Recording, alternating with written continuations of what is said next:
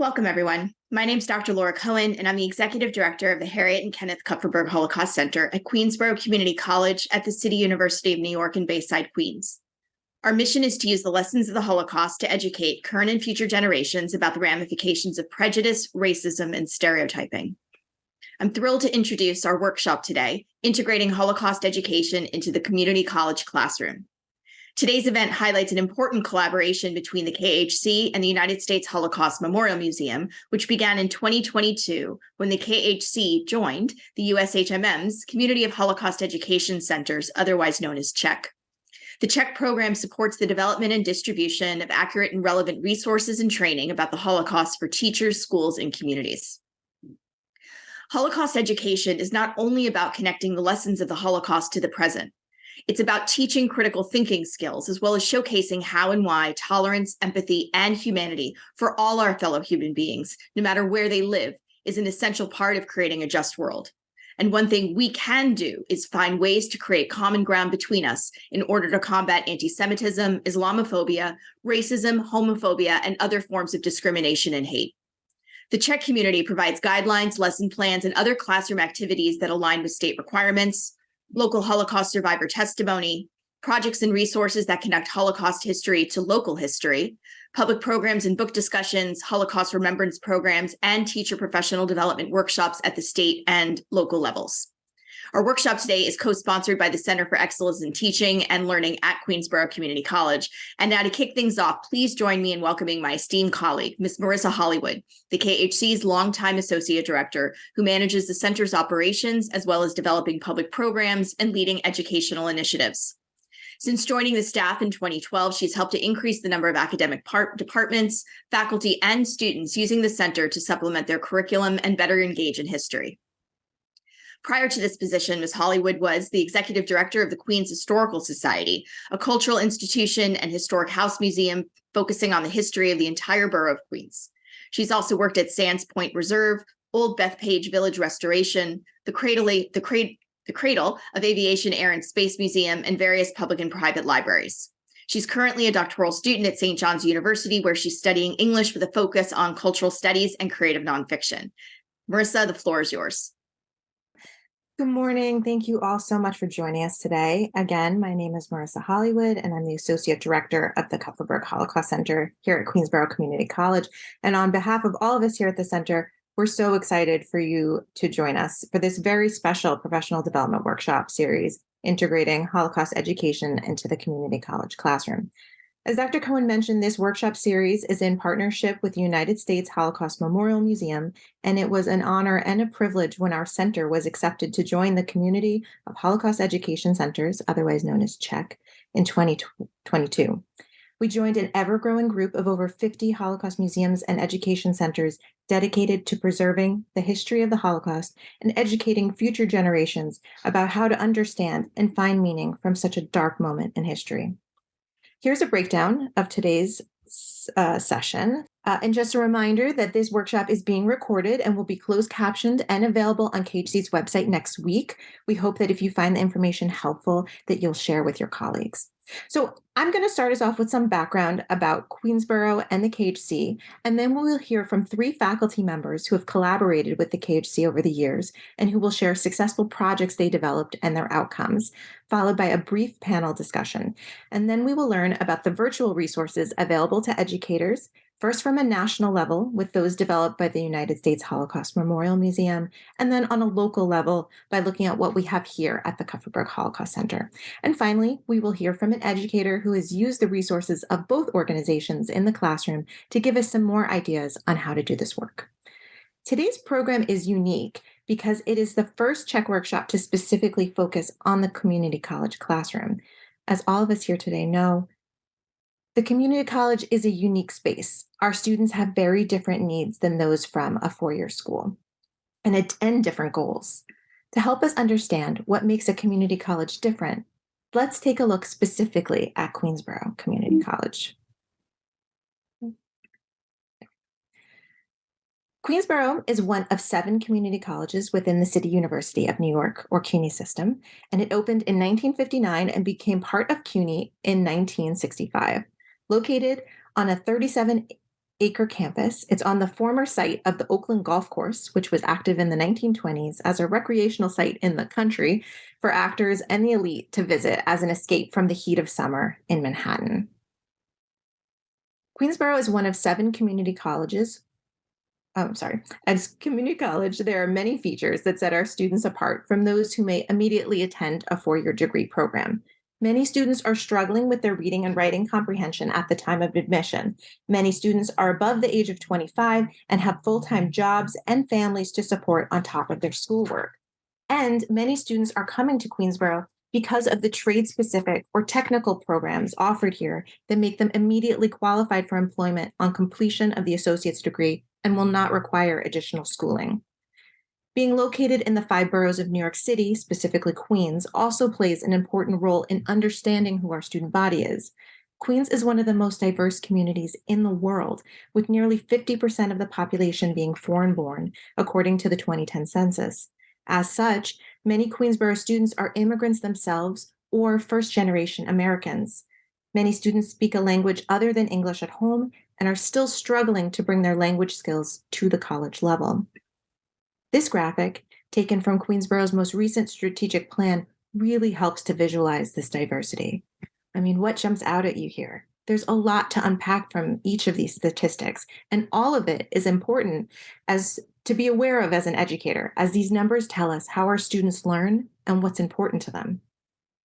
Regarding the campus itself, there are 3 cultural sites here.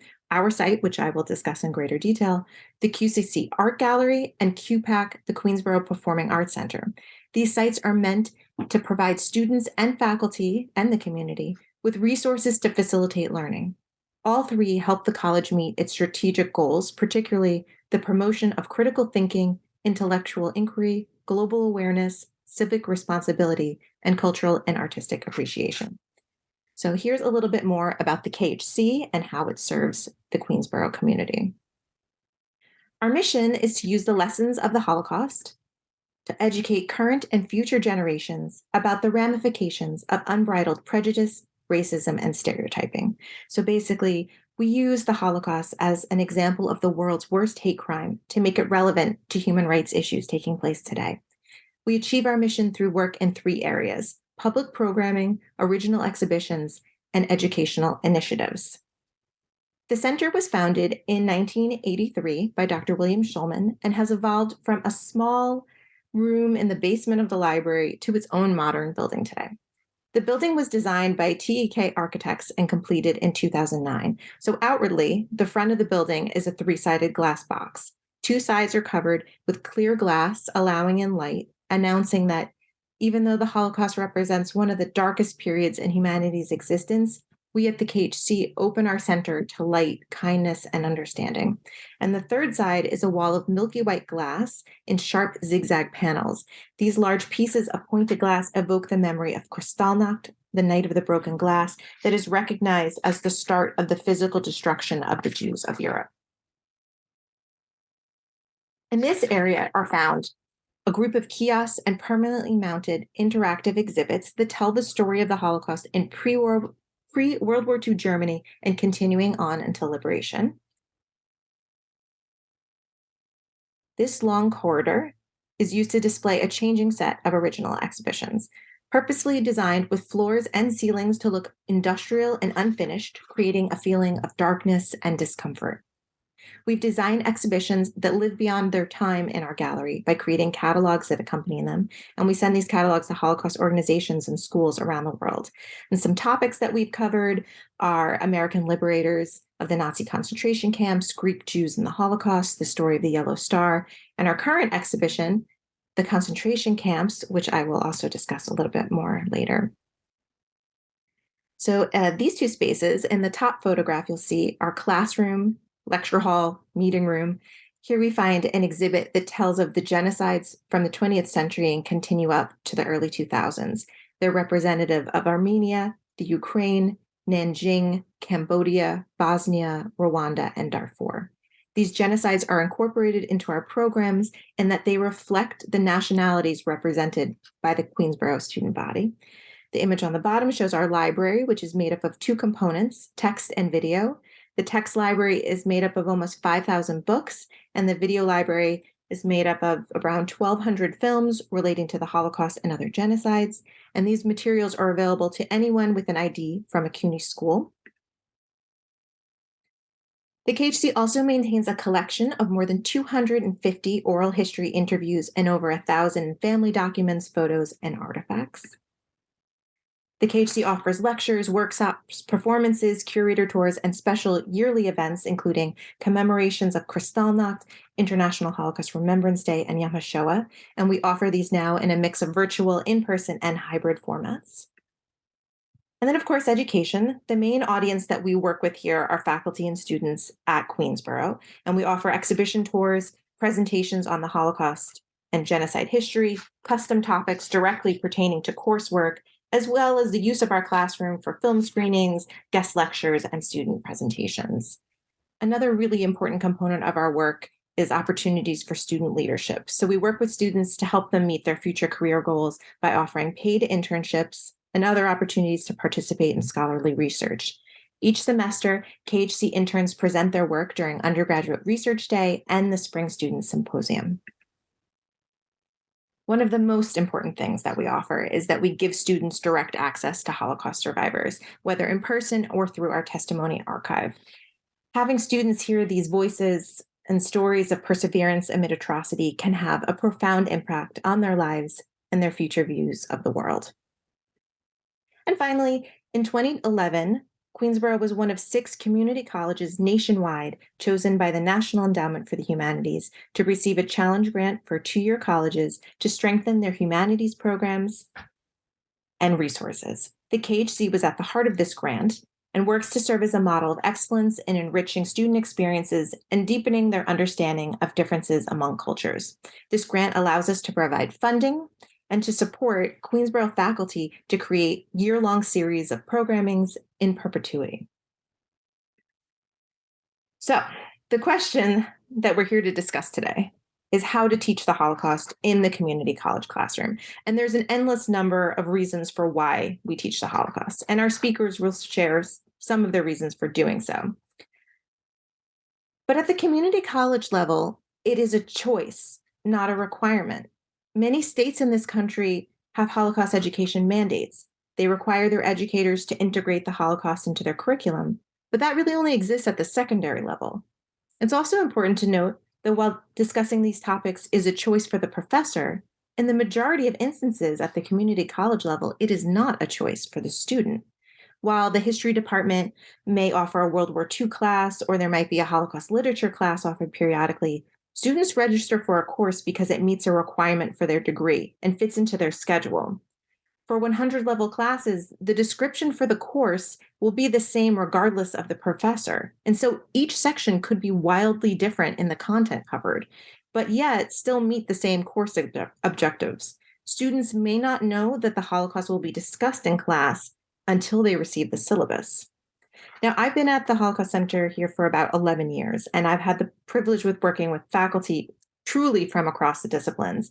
The more obvious ones, like history, sociology, maybe English, but also theater, philosophy, business, art history, even nursing. And many faculty here at Queensborough are taking advantage of the resources of the 3 cultural centers and creating rich and impactful experiences for their students, experiences that I truly believe will influence students for the rest of their lives. So let's hear from some Queensborough faculty members on how they successfully have implemented this history into their courses. So first up is Dr. Azeda Alai, Associate Professor of Sociology at Queensborough. Dr. Alai has served as a KHC NEH faculty coordinator, organizing colloquia for 2 different academic years. Hi, everyone. I'm really hoping that my dogs are well behaved while I unmute myself right now. So I'm actually in social sciences, as Marissa mentioned. I'm specifically in psychology, but I know it's confused with sociology all the time. I have been here probably longer than I care to calculate. You can go to the next slide. But as she mentioned, I have tenure now, and I teach general psychology courses more than anything else because that's one of our gateway courses here at the college. In addition to that, depending on enrollment from semester to semester, I teach different 200 level psychology classes. Normally it goes between abnormal psychology and social psychology. So I am an applied social psychologist. So my entry point into Holocaust scholarship originally was coming out of studying aggression, mass violence, and genocide.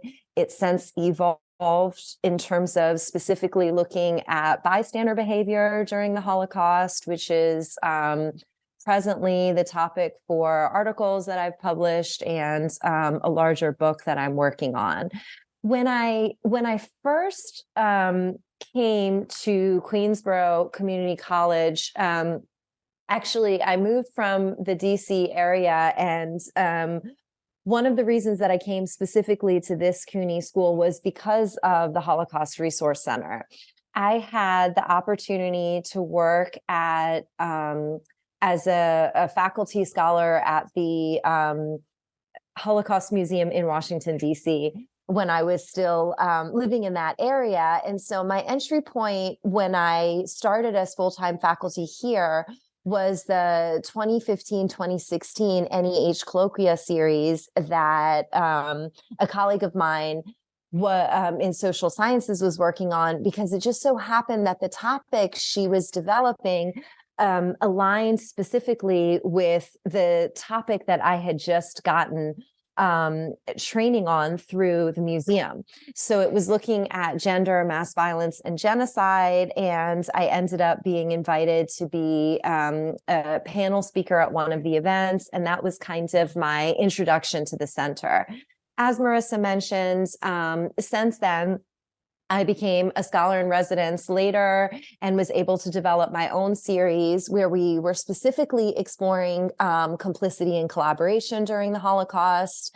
As you were identifying the opportunities for students to be interns, I was thinking about our students that I was able to work with as a scholar in residence. I had a number of students that were helping me with my research at that time. And any opportunity you have to work closely with students at the center is always very positive, and I can speak to that maybe down the line if you have questions for us. And then most recently, as one of the co-creators, the scholar in residency has kind of evolved at the KHC, and so I was collaborating with other faculty where we did this series on incarceration, transformation, and paths to liberation. You can go to the next slide. I just want to do a quick time check. So, you know, the community college environment, as Marissa mentioned, is challenging from the perspective of teaching the Holocaust for a number of reasons. The diversity, which I would argue is one of our strengths in terms of our community, makes it challenging because there's such a range of experiences that our students have, and that also translates to a kind of range in knowledge. And so there's students who come to our college that have already been exposed to the Holocaust, for instance, on one side of the spectrum, and then we have other students that may not even know what genocide or the Holocaust was. And so that really makes it challenging when the kind of foundation or base can vary considerably from student to student. One of the things that I found to be very helpful is specifically doing class visits to the center. This is something that we were regularly doing pre-pandemic, where essentially classes are brought into the center, and depending on what specific psychology course it is, Marissa is able to kind of modify the presentation that's given to kind of cater to the entry point of how students are exposed to the Holocaust in our classes. Obviously, this was more challenging when everything was virtual. But now that we're back on campus, we're able to do them again. And the specific exhibit we have right now about the concentration camp system is very conducive to this, because it really offers that foundational piece in terms of just kind of basic information. But in addition to that, just the opportunity for our students to experience being in the space is really important.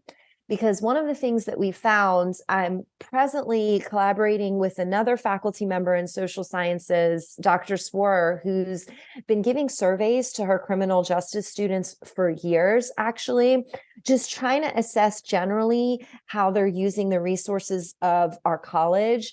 And one of the things that's very concerning is a lot of them aren't necessarily aware of the resources we have, and aren't necessarily coming to our center. And so one of the things that the class visit does is just the opportunity for students to be in the space, to experience the exhibits, to recognize that it's available to them, because it can be a kind of intimidating space for students as well. That can be really important. And a lot of times I've experienced with students, after we've had the class visit together, they're more comfortable going there on their own, and then they're more attuned to the events and other opportunities that are there. In terms of specific assignments for students, it varies depending on the class. I try to integrate Holocaust education in my lectures depending on the particular course. So for instance, it's a little bit more challenging in an intro to psychology course versus a 200 level class. But usually the entry point for me with intro to psych is in the context of research methods. When we talk about the kind of catalyst within the field of psychology for formally codifying ethical guidelines for our research on human participants, which is actually in the aftermath of the Allied victory and the Nuremberg trials. And so usually that's an entry point where we talk about the Nazi medical experiments, and we talk about the obvious, violation and breach from an ethics perspective. And so that can be an entry point. In my abnormal psychology class, one of the overarching themes of the semester is trying to understand the role that stigma against mental illness plays as a barrier for treatment, and the role that negative stereotypes about the mentally ill play in terms of kind of prognosis and things like that. And so that really lends itself well to introducing students to the Nazi T4 program that was systematically targeting, forcibly sterilizing, and eventually killing individuals with schizophrenia and other disabilities and things like that. The 200 level courses I usually teach right now as asynchronous online courses. And so in abnormal psychology, I'll have the students have a module where they read and learn about the T4 program. They watch videos about eugenics, so they understand the kind of larger ideology associated to it. And it's interesting because it really fits in well with the history of psychiatry, where we see this kind of consistent stereotyping against the mentally ill. And so the T4 program is kind of understood from the perspective of the most radicalized or extreme form of stigmatization that translates to forcible sterilizations and worse. And I usually find from a student impact perspective that after the initial shock, because most of them aren't aware of that history of the Holocaust, there's this really kind of integrative and rich responses from students in terms of how they connect that program to larger themes from the semester. And so the reflection papers, it refers to different specific homework assignments. Reflection can also take the form of, because we have such great programming at the center, I'll offer students extra credit for participating in one or more of our lectures. And then the reflection papers are an opportunity for them to kind of draw parallels between whichever of the programs they choose to participate in. And because there's hybrid programming now, it's very compatible for kind of flexibility of students. So those students that are maybe still taking online courses who aren't on campus, they can take, they can sign up for a remote programming. For those students that are now on campus again, they can go to the center. But the opportunity for them to choose and kind of look at the calendar and see what's available leads to uniqueness in terms of the reflection papers, because there's different specific events that different students might be drawn to based on their own experiences and comfort levels and things like that. And I'm happy to elaborate on anything during the Q&A, but I'll wrap there because I don't want to go over the allotted time. Thank you so much. That was fantastic to just hear exactly how you're using everything. So next up, and we'll have time to talk with everyone because I have a few notes too that I took down. So next up is Dr. Ilse Schoenemakers, Associate Professor of English here at Queensborough. Dr. Schoenemakers was one of 4 KHC NEH faculty coordinators in the 2022-2023 academic year. So hold on one second. Let me spotlight you. And thank you, Dr. Schoenemakers. Hi, welcome everybody. I'll just introduce myself a little bit. Thank you, Marissa. I'm a co-deputy chair in the English department, and I primarily teach gateway courses. So I meet a lot with first semester students making the transition from high school to college. So it's really been a privilege to last year put together with some other colleagues that you see listed here on the slide, the NEH KHC Colloquium series. And we decided on the focus of trauma, remembrance, and compassion to engage with students who had just experienced or might still be experiencing the COVID pandemic and all its fallout. So I'm here to share a little bit about that series and the very important ground that it covered with all our invited lecturers and speakers from across the United States and the globe, really. And then a little bit about how I brought that into the classroom in terms of the assignments and the critical thinking that engaged the students in a tremendous way.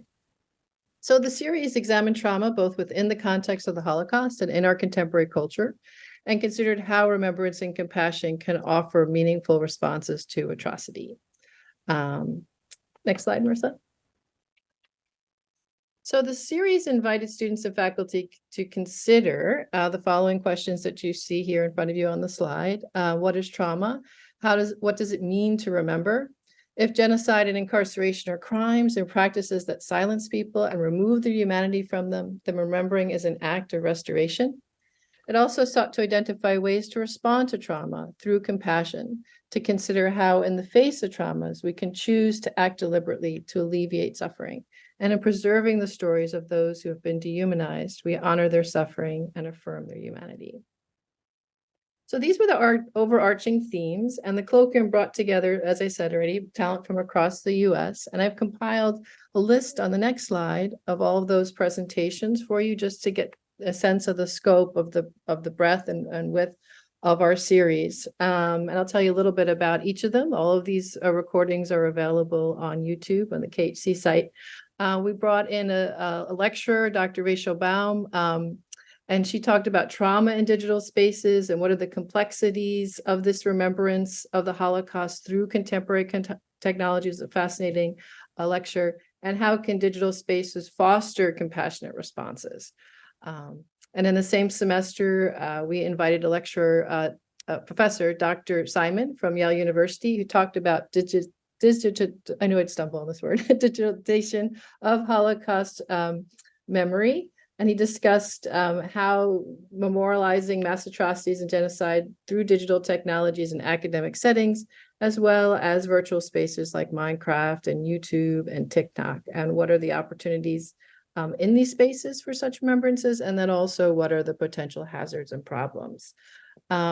Next up, we invited the author of Messy Roots, herself a daughter of Chinese immigrants, and she created this fantastic graphic memoir about her experiences being Wuhanu's American during the pandemic. And she shared her insights into the creative process to share her journey so that other students could connect with her. We also had the curator of the KHC's current exhibit share how to use the KHC exhibit in the classroom and share his curatorial choices. So that was really great, and how to bring in thematic connections across the disciplines using the KHC exhibit. And then we ended the semester with the legacies of genocide, and do we have an ethical responsibility towards violated spaces of former concentration camps, and how might cultural differences alter our perceptions of these spaces. And in the spring semester, we had another set of lecture discussions coming in. All these were through Zoom. We had a couple of workshops for educators. I hosted the workshop about teaching beauty and breaking, which was the common read on the campus, and how to align that text with the KHC exhibit.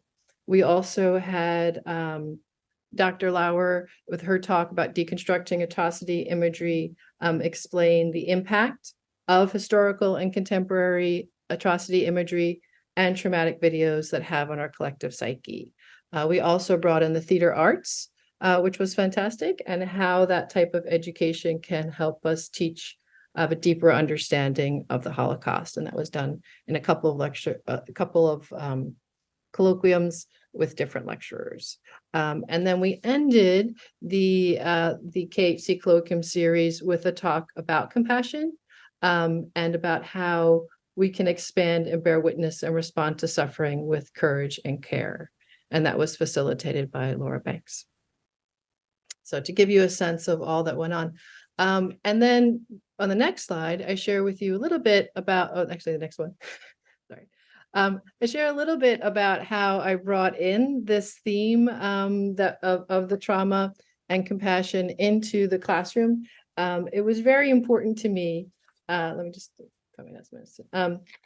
to have students think about brokenness and beauty and healing that can emerge from suffering. But as an educator, to consider, how do I engage our students with such deeply personal topics and at the same time maintain an inclusive classroom? How to consider a way to invite discussion that offers all students a way into the subject matter. And so taking a cue from the common read that was being aligned with the KHC exhibit, in that book, she talks about, references the Japanese art of fixing broken objects, which layers in a spiritual value to the process of repairing broken objects with, in this case, gold paint, and finding new beauty in detailing the brokenness. So I created this was like an earlier reflection assignment before we began our discussion in the classroom, before they had their virtual and in-person visits to the Holocaust. So I created this assignment with a focus on brokenness, but on something tangible and ordinary. And so students were invited to, because I teach primarily writing classes and composition classes, to tell a story of a broken object that had meaning to them. And then the story of that object's repair into something new. And it really had to capture sort of the before and after, and share reflections on that process of creating something new, but starting with the story of brokenness. And so it was a topic that they can decide for themselves how personal they wish to be, but also gave them a way in before I brought my class into the Holocaust Center.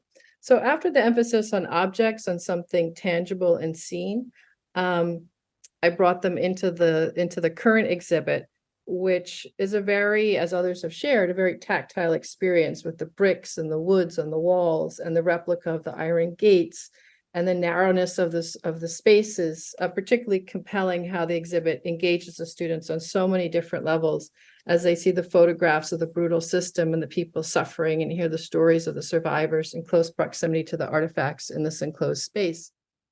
And so my students, given their recent writing of broken objects, the details of Kristallnacht, the Night of the Broken Glass, becomes the bridge between this earlier reflection and then their engagement with the Holocaust. So I'm going to share with you on the next slide a possible research project that we don't need to use. Yeah, there we go. So one of the questions that many that come up with pairing this colloquium series and this exhibit is, how can healing be even possible given the enormity of the Holocaust and the enormity of the pain, the brutality, evident in the testimony of their survivors? For students, it's really tough, especially first semester students, but an important question. And so for the research project, students are asked to challenge themselves to think about what they can do locally to be change agents in their own immediate environments, working through their own life experiences and building from what they have witnessed, learned about, and responded to in the exhibit. So for their final research project, they engage with the question of what problem, however they wish to define their term, would they like to provide solutions for? In other words, how do they want to be a change agent? And so I have students design a mock nonprofit agency. They are the CEOs. So their personal biography, we look at other nonprofit agency websites, some that are on behalf of the Holocaust, and look at how the mission statements, they create a founder's biography to really tap into how their identity is contributing to the solutions here. They create a hashtag, they create a means to solve the problem. And they have to offer some type of solution or remedy to assist the ways in which they're going to assist with this problem. So the caveat is that their own ethos, their own lived experience must be the foundation. So after the students' virtual in-personal interactions with the Holocaust exhibit, and reflections about the Holocaust survivor testimonies, many students focus on racial healing. As you can see, these are their title slides. They create a PowerPoint presentation to pitch their organization. But there's a wide range of how students approach this topic. And so I'm just sharing a few with you here. See the Cancer Crusaders in the lower right. One student really built upon the value of hearing the survivor testimony as therapeutic and wanted to create an archive resources of stories of survivors of cancer to uplift the spirit of anyone going through that. And that was because his own grandmother passed away from cancer, and he shared with the class how she wouldn't listen to anyone. And he really, and so he was inspired to not let anyone else have that barrier to treatment. The middle one, the real facts, is the student here discussed his parents' treatment in NYC in the immediate aftermath of 9/11 as Muslims, and the fear in which they lived as a result of the spread of disinformation. He drew parallels to the propaganda during the Nazi regime and wanted to start an organization focused on just the facts. And the last one that I'd like to draw attention to, again, sort of being mindful of the time, is in the upper left. It's a little hard to read. And after much back and forth, the student decided to call it Charity Check. This student was a former Boy Scout, and he really wanted to create an app to wake up young people and get people aware that a lot of the young people were on their phones and sort of in their own bubbles of information. And he spoke about the value of going to the exhibit, as well as the virtual exhibit at the time, as waking up consciousness. And so he wanted to, how can I wake up the consciousness of my peers using modern technology? So he came up with this idea, I thought it was really great, of an app that young people could put on their phones, and in the immediate, if there's like a call for help, the app would share ways in which to kind of mobilize the support of the younger generation. And students could have like a one-stop way to assist in the face of disaster and problems, and the ways that they could, from wherever they are, provide assistance. That was kind of really touching. And trying to figure out a way to make everyone a change agent. So thank you. So those are the ways, just one of the many ways I brought the Holocaust exhibit into my classroom. Thank you so much. It's so interesting to actually specifically see these projects and like the byproducts of the projects and what the students created. Some of these sound like amazing foundations. I kind of hope that they will come into existence. So I'm going to introduce our next speaker, Professor Kat Griffin, who is a lecturer and program coordinator for the Gallery Museum Studies program in the Department of Art and Design here at Queensborough. Professor Griffin was the KHC NEH faculty coordinator in the 2018-2019 academic year for a colloquium entitled Engaging with Native American Cultural Survival, Resistance, and Allyship. And she was also the curator for the subsequent exhibition that followed entitled Survivance and Sovereignty on Turtle Island, Engaging with Contemporary Native American Art, that was on display at the KHC from 2019 through 2020. Professor Griffin? Thank you. I will be talking about that colloquium and exhibition, and I just want to add that we were really, I was really lucky to be able to work with Danielle Means, who's at Guala Lakota, as the co-curator, a co-lead curator, because we actually had a lot of student curators who participated too. And I'll tell you more about that exhibition shortly. So like Marissa said, I run the Gallery Museum Studies program at Queensborough, and just very briefly, I want to share a little bit about the program. I think you can go ahead to the next slide. I won't talk about demographics for too long because Marissa covered this, but it's our program is very unique. It's the only associate's degree in gallery and museum studies in the CUNY system.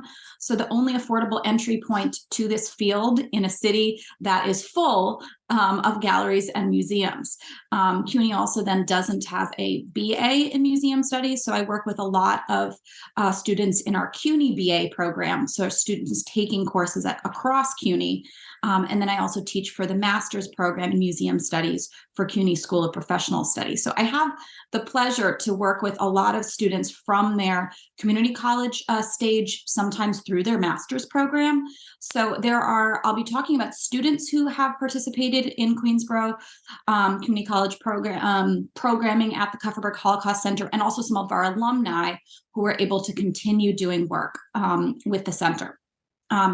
We did do this survey last year. I'll share some bits and pieces throughout, and found that the programming and the activities, and I will say in particular associated with the Holocaust Center, internships and other activities there, were leading really directly to our students being able to be employed in the field of gallery museum studies. 94.7% of our students in this program are going on to either or a BA in a related field or a job in a related field. And we also found that I'll show a little more later. In terms of demographics, it's similar to what you see at the rest throughout Queensborough, that we have a large population of students of color, largely female, and also a lot of students who identify as GLBTQI+. Next slide. One of the things I kind of think about scaffolding throughout, since I teach many of the courses in this specific program, I can kind of scaffold not just within the course, but across courses and track students so that they can learn, for example, about the Holocaust and engage with the Kupferberg Holocaust Center over a number of semesters. So for their Intro to Gallery and Museum Studies course, students visit the Holocaust Center, learn about the facilities, the exhibitions, and also from the staff directly. So Marissa very kindly works with us and does a talk about her own career path. So we do a lot of modeling with our students to understand how does someone come to work at a center like this? What might they have done previously? What does the work look like at the time? And we think about the exhibitions and the content, but we also think about the larger architectural structure and the exhibition programming. Then as students move on to art curating, every semester I have them do a project, and I'll talk about two of those projects. The main project being one that, while this is for gallery museum studies, could work really beautifully for a history class, any kind of writing class where students are picking an object from the collection and doing interpretive writing, the kind of writing that would be on a museum wall or on the wall at the Kupferberg Holocaust Center. And then we also, for our program, students have to do 2 internships. Most students will do at least one of those internships at the Holocaust Center. And those will be in areas such as visitor services, museum education, research, or curatorial.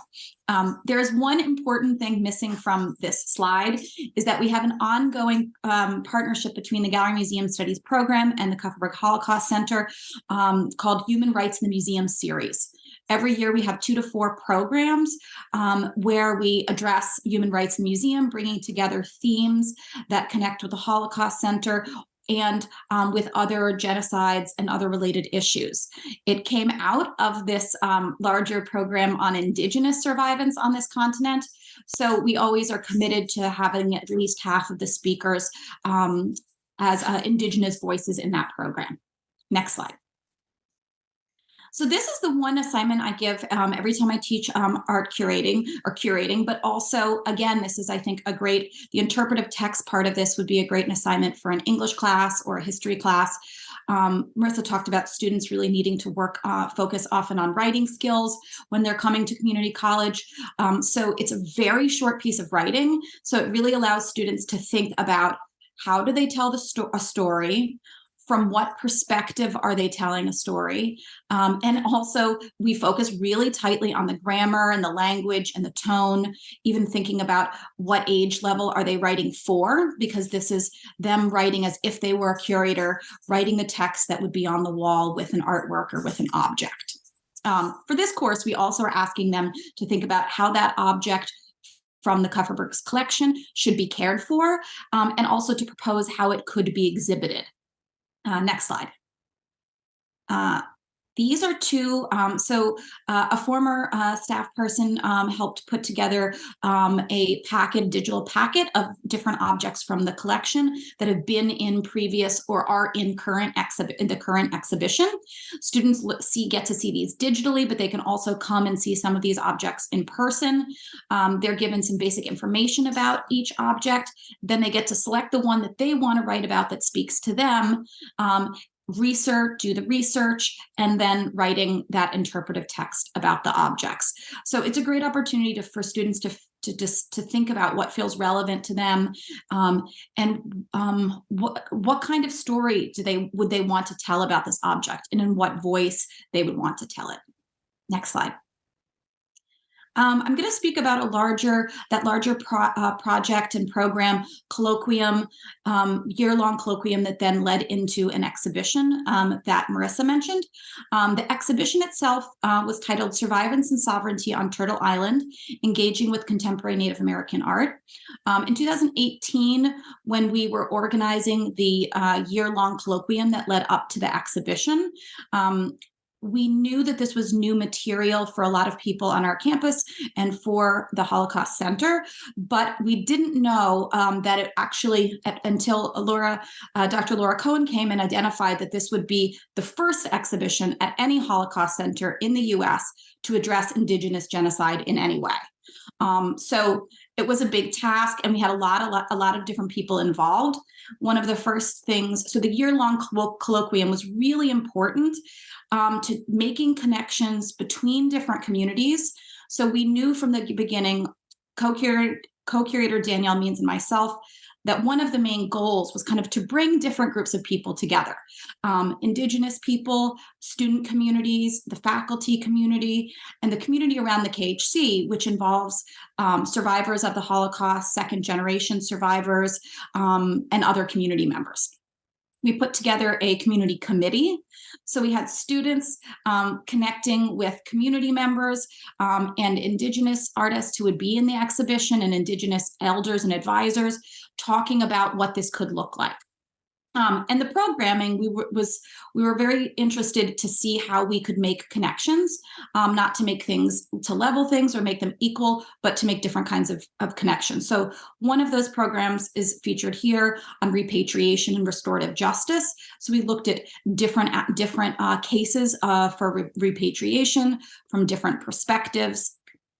And one of the things that was really wonderful in terms of student engagement, students were assigned to attend these as part of courses that I was teaching, and also parts of courses for a lot of other different disciplines across the campus.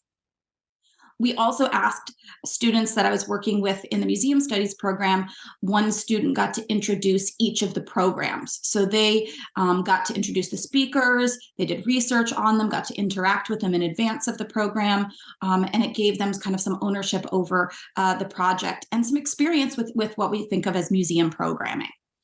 Next slide. So these are the ways and kind of a timeline, a little bit of how students participated in the Survivance Colloquium and then the Survivance exhibition. So they introduced colloquium programs, as I mentioned. They participated in a curatorial committee. In that curatorial committee, we talked about concept development, so they were involved in that. Each student was able to research one individual artist and was involved in collaborative exhibition writing that was then included in the exhibition catalog and on the wall. One of our esteemed graduates designed the exhibition catalog and worked on the exhibition design. Students were involved in art handling and exhibition installing.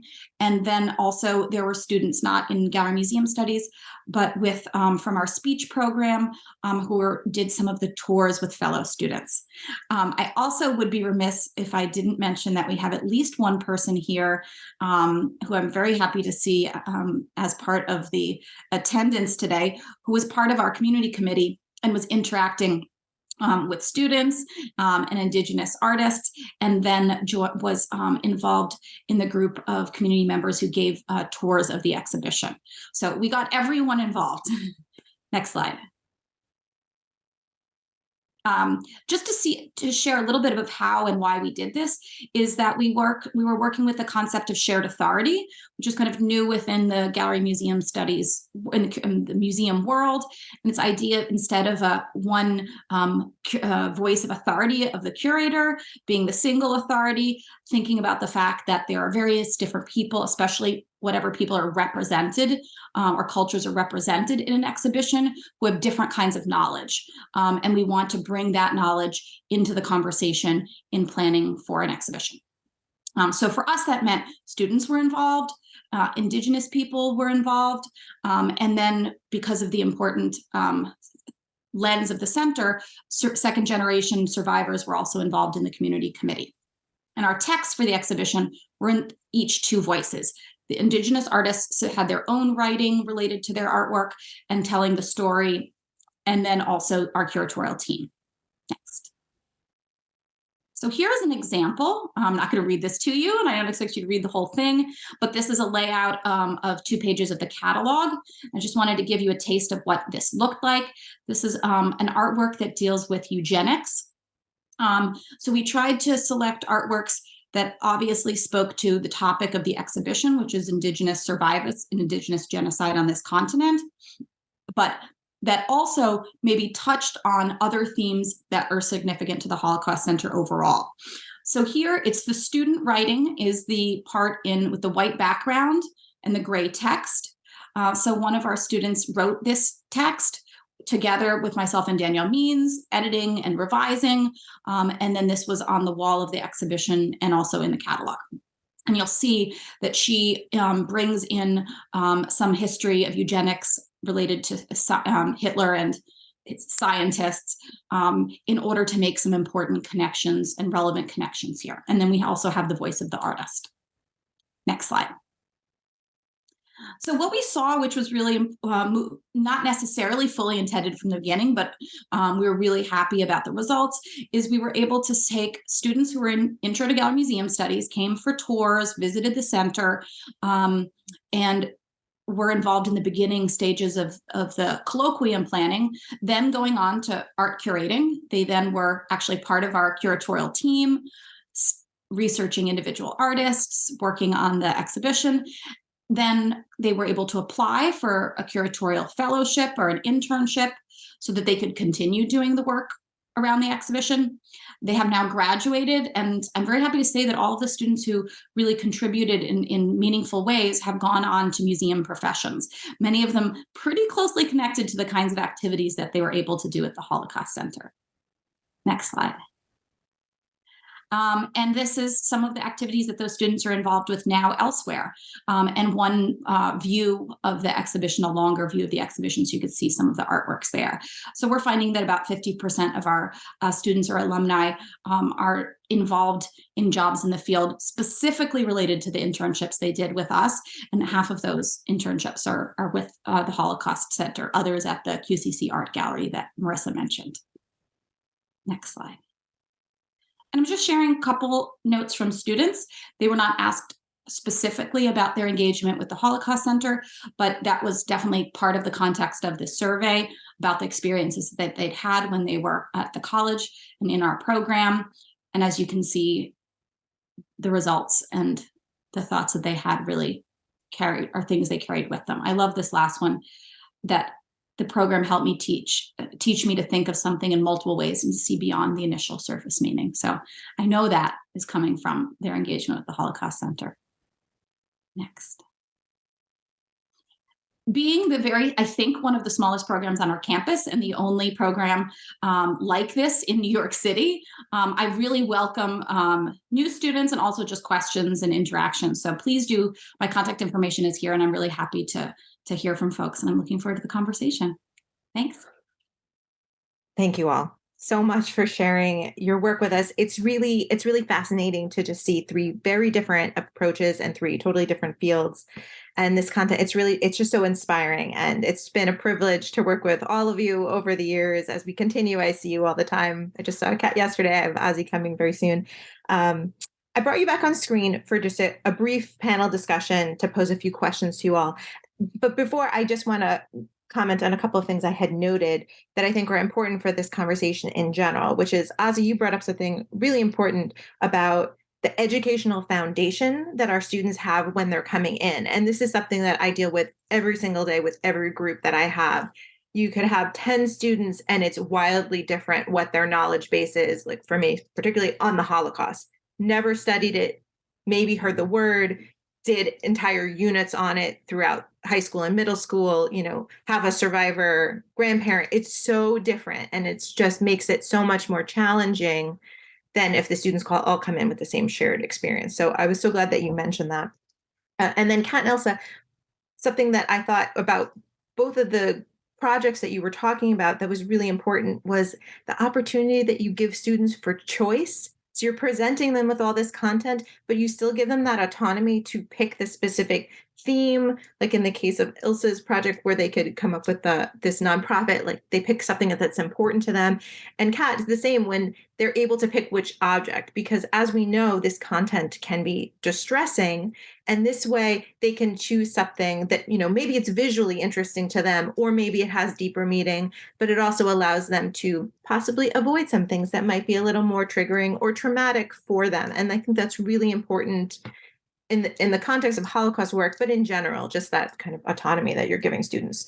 So the questions, keeping an eye on time, that I just want to pose are kind of simple, but yet have so much depth behind them. And it's really just, why do you teach the Holocaust? None of you need to necessarily meet the goals of your curriculum. So you all talked about, kind of what led you to Queensborough and the work that you do, but is there a simple answer for why?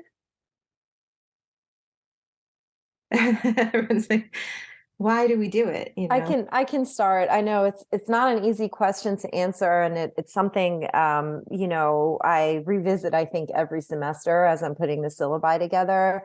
One of the things that came out of when I was the scholar in resident in terms of the research I was doing at the time is that from a pedagogical perspective, I recognized that Holocaust education could be an entry point for transformational learning for our students.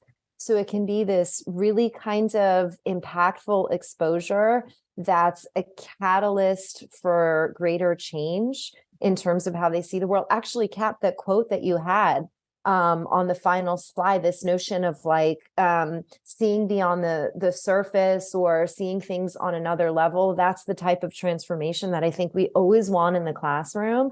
And so it's interesting because it's a hard way to do it. But what the research on transformational learning suggests is that it's oftentimes through more difficult content or more challenging content that students experience that change, because they have to have some kind of catalyst that kind of challenges or even potentially frustrates or compels them to shift their perspective. And it can be this kind of gradual process throughout the semester, or it can be this more like aha moment. It plays out differently with different students. But one of the things that I found in interviewing students that had been part of the programming at the center is that a lot of times the experiences that they shared constituted this notion of transformation. I definitely identify with that. And I would say that, I want students, I think especially right now, it feels like students in many ways don't feel empowered necessarily in their own lives. And I want, a big goal of mine is I want students to feel that they can be agents of change, that they have agency. And I think that, and then taking that to the specific work I do in terms of gallery museum studies, to help them understand that curatorial work, that even the work of visitor services, is that you can be an agent of change, and that how we tell a story, how a museum tells a story is important, and who gets to tell it, and that there's something really meaningful there. So just very briefly, that what inspired really that survivance exhibition, and the reason it's not focused, like genocide is not in the title, survivance, so survival plus resistance is in the title, is because we knew we were going to deal with genocide, but we wanted students to understand that idea, which comes out of Indigenous studies, is of survivance, of survival and resistance, which resonates really with Holocaust studies as well.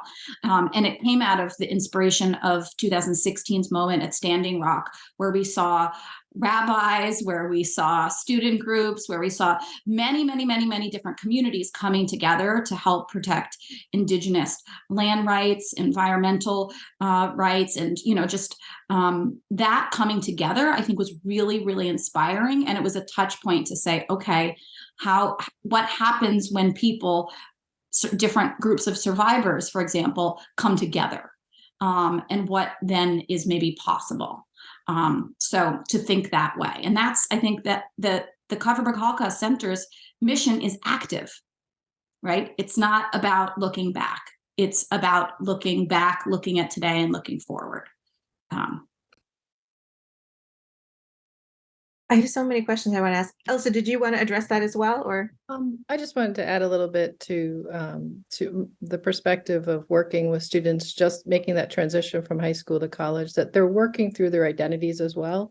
And it's really important that they have a sense of responsibility towards these important conversations, and that they are part of that conversation. And I feel like bringing them to the Holocaust Center and integrating it into the curriculum invites them, say, like passing the baton, like you are engaged, you are part of this.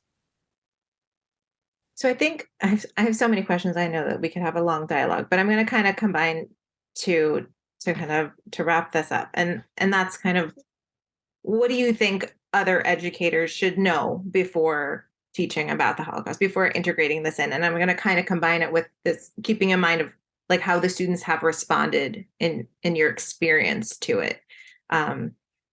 What do faculty members that are considering doing this, or that are new to doing this, like, what are there things that they should be aware of as they start to create their content or design programs based on, what you've seen work and what maybe hasn't worked? Just to add a little bit, I do think choice is very important because of their different cultural perspectives and backgrounds that we don't necessarily know when they enter our classrooms.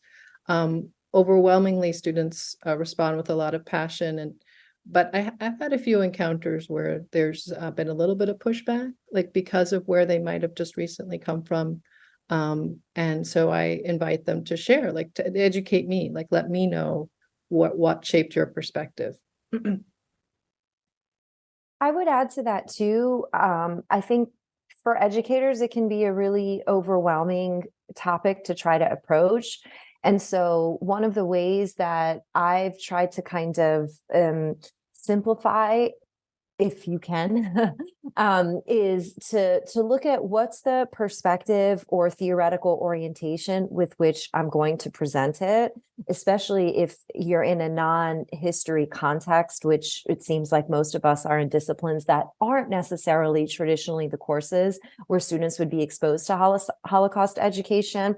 I think it's important to have an entry point that theoretically is linked to the larger course that you're teaching, so that it makes sense for students, if that makes sense. And so, for instance, within an intro to psych course, the entry point as I mentioned, could be from the medical ethics perspective, or as both of you mentioned, obviously trauma plays a big role here. And so from the perspective of, from a psychological perspective of trauma or resilience and things like that, Kat, I think it resonates with students also because our population is also coming from one where many of them have experienced trauma. They've been displaced. They might be refugees, things like that.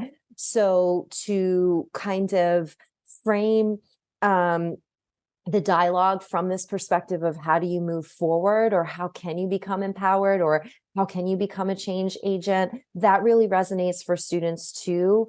Because to your point, in terms of that identity formation, I think that's a very empowering way to consider that trauma is not the end of the story. A lot of times that can be the beginning with which you then can build and move forward. And so a lot of the survival testimonials that my students are exposed to are from those survivors that found meaning or purpose, or may able to work through their trauma and speak to their trauma, and experience some kind of post-traumatic growth or something like that. And so from that perspective, I think it can be empowering for students as well. Yeah, I really love that idea that the trauma is not the end of the story. I think that's like a really beautiful way to look at things and to remind students when they're kind of feeling overwhelmed by some of the content that they're going through. Okay. Again, I know that we could talk so much more about this. And Jill, I do see your hand raised. If I hope it's okay if we could hold the question until the end, if that's all right with you, or you could put it into the chat and we could address it there. I just want to make sure that everyone has the opportunity to present. So I want to thank you all so much again. I'm going to pop you out of the spotlight, and we're going to move to our next speakers. You've officially decided to teach about the Holocaust in your course, and hopefully you now have some ideas about introducing this topic so that it still meets the goals of your syllabus. But where do you start? So I'd like to now introduce Christina Shavera, program coordinator in the William Levine Family Institute for Holocaust Education at the United States Holocaust Memorial Museum, where she manages the Community of Holocaust Education Centers, also known as CHEC, as we've been referring to it.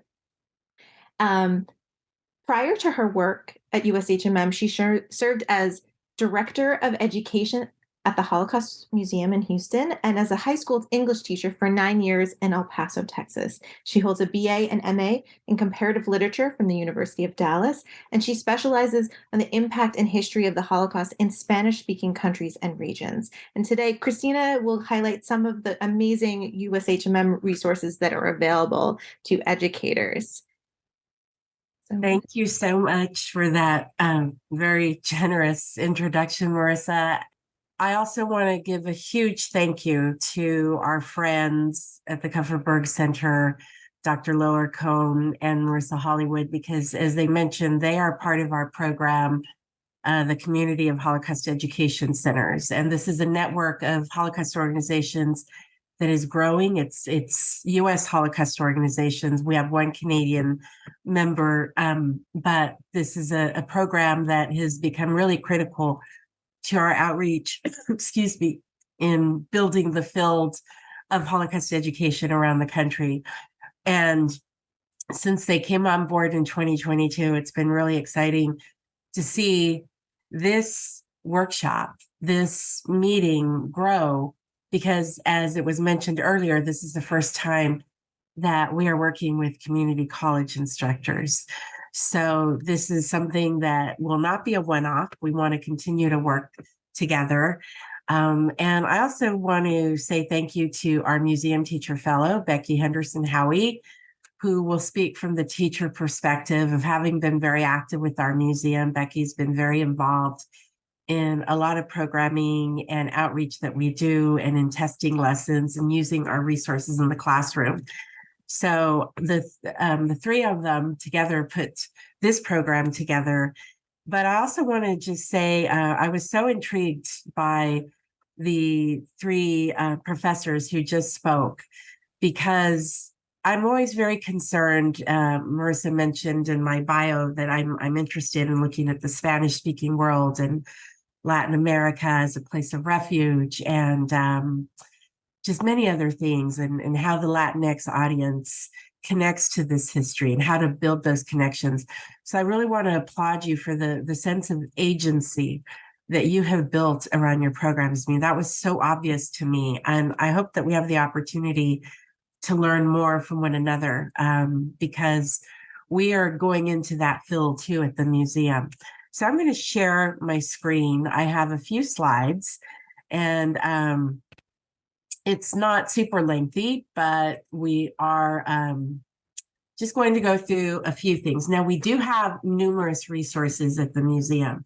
And I want to say that this year in particular, it's been incredibly profound to share our resources, because this is our 30th anniversary. We opened in 1993. It's hard to believe that the museum has been open that long. But we honored our anniversary in April. And so I think we all know the title of the workshop. But if you have not been to the museum, we are located on the National Mall. And we are the nation's memorial and museum to this history. And that is a reason why we are located on the National Mall. We inspire visitors and those who interact with us through our resources and interact with us online as well. We want to inspire citizens to think about their roles and responsibilities, and to think about confronting hatred, anti-Semitism, and prejudice, and also to promote human dignity. And that is one of the reasons why we are on the National Mall, because we are a reminder to visitors when they come to Washington, as they are touring the monuments to American democracy. We want to remind them that democracy is fragile. And so when they visit the museum, they see how the principles of democracy were stripped away in Nazi Germany. So it is almost like this large case study, but of course it is so much more, because we are also a living memorial. I'll share the links later in the chat, but 2 nights ago, 16 of our active Holocaust survivors read an open letter right here. You see the museum, they stood right there next to those 2 sculptures, and the museum walls were in the colors of Israel's flag, and they read an open letter, which again, I'll put in the chat so you can read it and think about how you may want to use this with your students. It was very profound. We didn't know it was happening for security reasons. It was kept private, but then the story was released right after it ended. And it's on our Facebook page, it's on our Instagram page, and we hope that you consider using it and reading it and thinking about what it means to you and to your students today. So moving forward, we are constantly creating resources, and especially foundational resources. And right here, we see this is a foundational resource. It's a 38-minute film called The Path to Nazi Genocide. And it's broken down into 4 chapters. And you can watch each of those chapters at a different time. We provide questions for discussion with your students. We also provide an introduction. The film starts off at the beginning of the 20th century and speaking about the promise of the 20th century and the promise that new technology might bring to the world. And yet, how did the world descend in the First World War, and then especially in the Second World War, into the Holocaust? What we want to get at through our resources is looking at how and why the Holocaust happened. So our resources try to address that question. We may not understand fully, and we may never have a complete response as to why, but looking at how did we get to this point? For the first 10 years that we were open, we looked pretty much strictly at the history. But then we realized that as our audiences were changing and becoming more diverse, we really needed to look at the perspective of how does a country or a sovereign nation or different states go from being a democracy to being a dictatorship, and especially to committing acts of mass atrocity and genocide. So this film helps to address that question. The other resource that we have is our Holocaust Encyclopedia that is online. We have over 1,000 articles, and we are constantly adding new articles written by our staff historians and researched by them, researched also by some of our fellows who come to the museum. This is free, it's accessible, and I'm also proud to say that it is also available in 19 other languages, including Spanish, which I'll talk a little bit more about later. But we encourage you to use these because they contain, as you can see from the screenshot, they contain key facts on each article, on each subject. And we've also created a series of articles based on certain topics. Right now, understandably, we are receiving a lot of hits from our anti-Semitism Holocaust Encyclopedia articles. We have grouped some of them together to look at the broader history of anti-Semitism, because as we have our guidelines for teaching about the Holocaust, which is also a foundational resource, it's very important that we contextualize this history and to understand the roots of anti-Semitism and the role that anti-Semitism plays in the Holocaust. Although anti-Semitism alone did not cause the Holocaust, we need to understand where it comes from, and we will watch a little bit on something about that in a moment. We also have our interactive timeline activity. Now, this might be a little challenging to do in a community college classroom because you may not have your own classroom. You probably go from different room to different room. But this is something that is highly useful. And we actually have it in a learning management systems format. So if you are teaching online or you want to assign this to your students to use the timeline activity for homework, they can do so through learning management systems. What we've done is we've created cards of individuals who are alive in the Holocaust. We look at different aspects of Nazi policy in the years that they took place. We look at different events of World War II, and we look at laws and decrees against Jews and other people. And then we look at how all of this is impacting the individual. It is a very popular activity. We also offer it for free, and we'll talk a little bit more about that in a while. This is also now available in Spanish as well. And again, I'll show you in a moment how you can access this for free. And here it is. So if you have a phone and you'd like to scan this QR code, it takes you to a page on our website where you can request the full printed set of timeline activity cards. There are about 90 cards, and they are color coded. They are color coded because one color signifies pre-war, and then the other color signifies the war itself starting in 1939. So if you scan this, you can scroll down and you can see that not only do we have our general timeline activity available to you that we can send to you printed out free of charge. You don't have to pay shipping. We also have it available for you if you'd like it in Spanish. We also have extended timeline activities. We have a timeline activity that looks at the scope of eugenics and the role that eugenics plays on American policies, immigration policies, and the Jim Crow South, and the role that eugenics plays in Nazi racial ideology. So even if you're not going to put these up in your classroom, it's a great resource to have, because especially if you want to do an extension and looking at the United States, I strongly recommend the timeline activity extension on eugenics and Nazi racial ideology and Jim Crow. I think it's very pertinent to a lot of what was spoken about earlier in the first session. And you don't have to print them out. These are also available as PDFs, and the whole lesson plan is also available online. But again, if you are teaching diaries, we have a timeline for Anne Frank's story. And if you're teaching Night by Elie Wiesel, we also have a timeline activity for him as well. We have mapped out his life through the years, and you can receive that free of charge too, print it out if you'd like.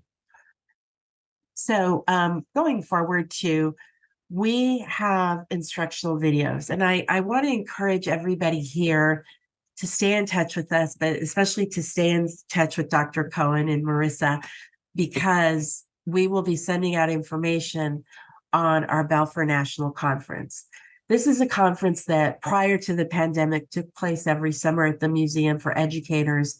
We had many community college faculty members coming. And then, of course, when the pandemic hit, we moved this to online. And we're now keeping it online because it's asynchronous and it's virtual. So anybody almost anywhere in the world with access to the internet, to a good Wi-Fi or wherever you might be to get internet service, you can attend this conference. It's free of charge. It will take place June 23rd through 25th. And we will send out the information as soon as registration goes live in January.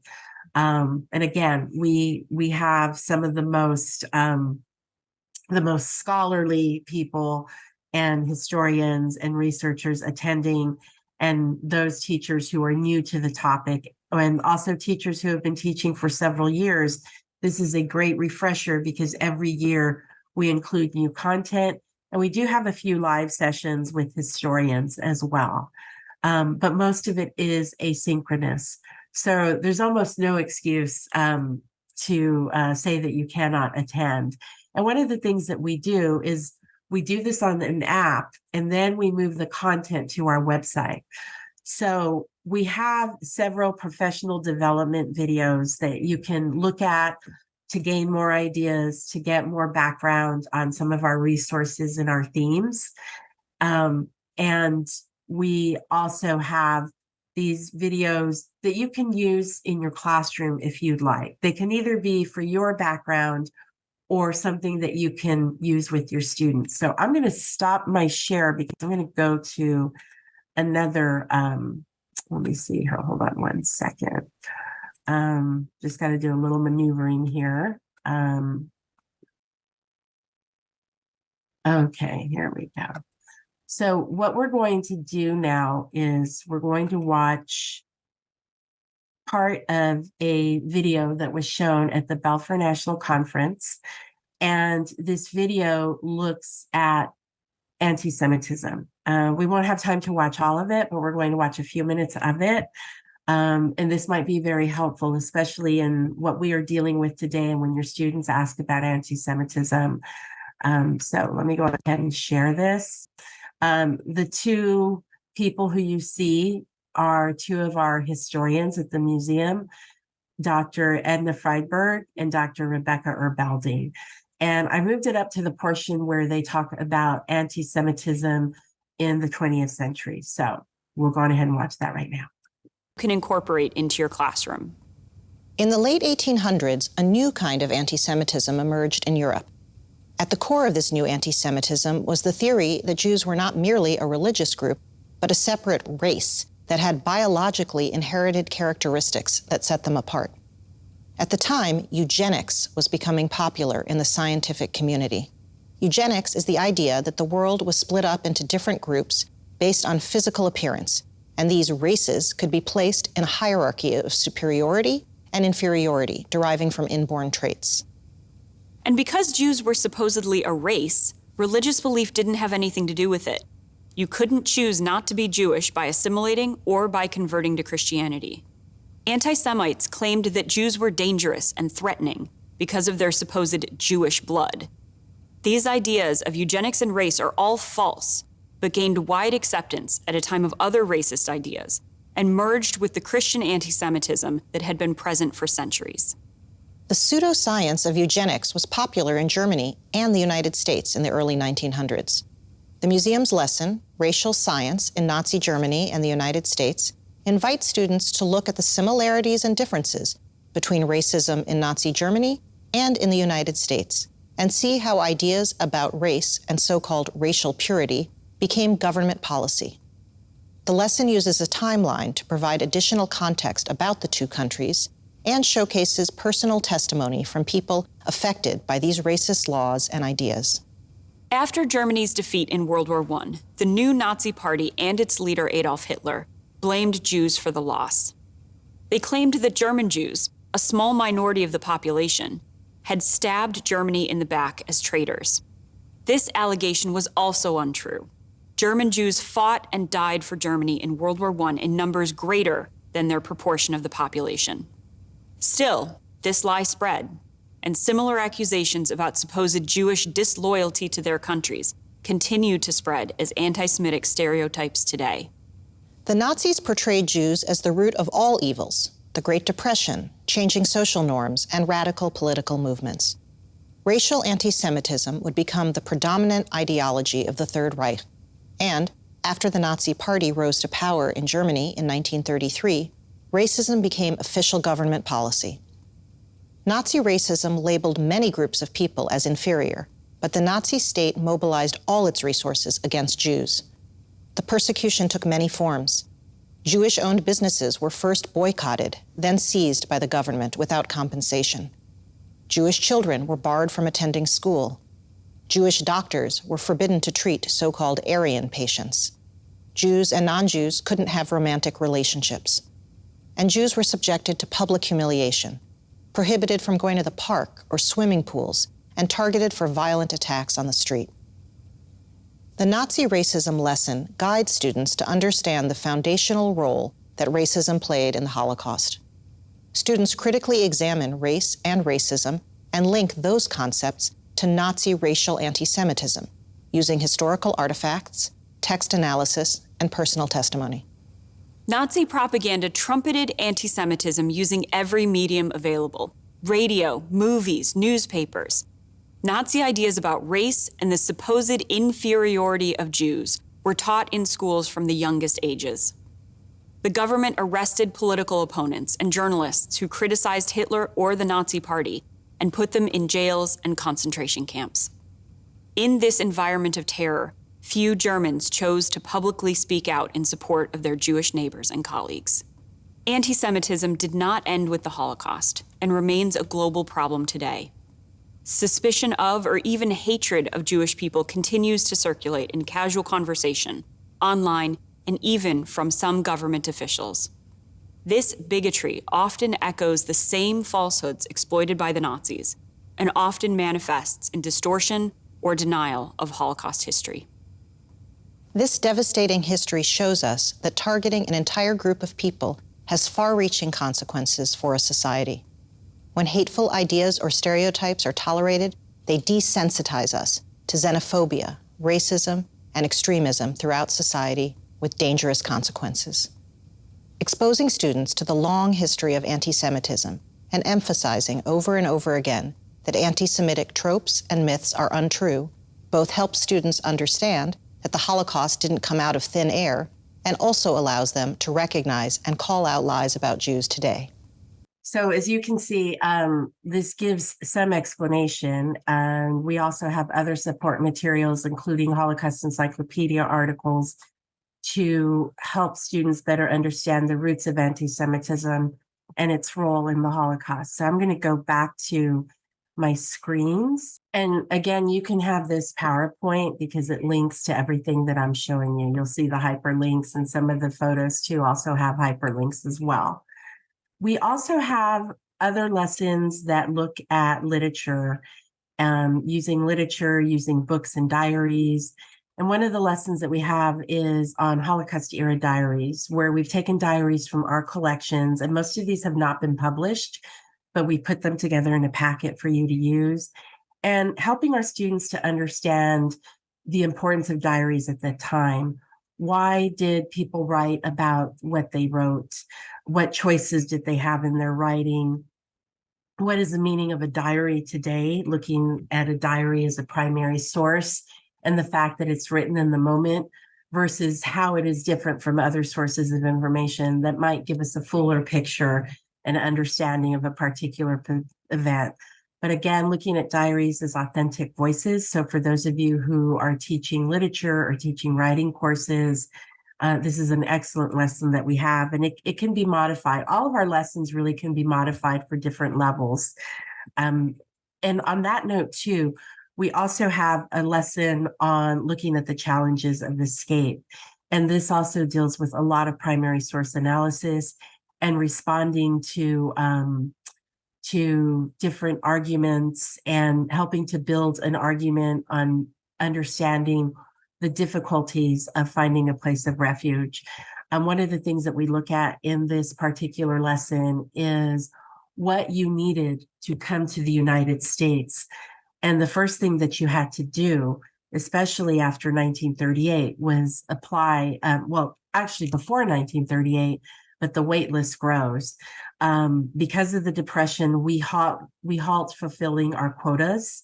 And our quotas are based very much on eugenics principles, where there's a higher quota for people whose birthplace is from Northern Europe or Central Europe.